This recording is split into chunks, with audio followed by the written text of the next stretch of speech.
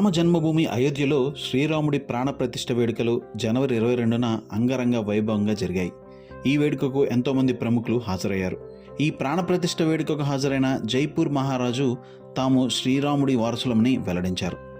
జైపూర్ రాజవంశానికి చెందిన సవాయి పద్మనాథ్ సింగ్ మహారాజు తాము శ్రీరాముడి వారసులమని, దశరథుడు శ్రీరాముని నుండి మొదలైన వంశవృక్ష పటాన్ని చూపించారు.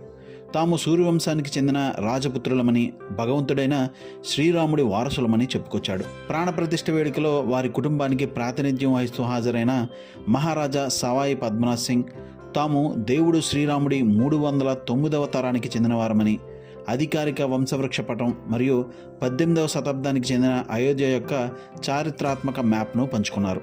మహారాజా రెండో సవాయి జైసింగ్ ఒక సాధువు నుండి కొనుగోలు చేసిన ఈ వస్త్రాన్ని, మ్యాప్ను తరతరాలుగా భద్రపరుస్తున్నామని తెలిపారు. 2019లో రాజస్థాన్ డిప్యూటీ సీఎంగా ఉన్న దియా కుమారి తాము శ్రీరాముడి వారసులమని ట్వీట్ చేశారు. రాముడికి చెందిన 309వ తరానికి చెందినవారమని ఆమె అన్నారు.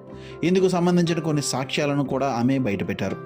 2 ముఖ్యమైన మ్యాప్స్ మరియు 9 డాక్యుమెంట్స్ని బహిర్గతం చేశారు.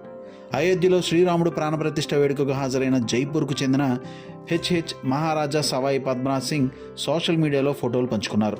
శ్రీరాముడి వంశవృక్షానికి చెందిన ఫోటోలు పోస్ట్ చేశారు. ఈ ఫోటోలు ప్రస్తుతం ఇంటర్నెట్లో వైరల్గా మారాయి.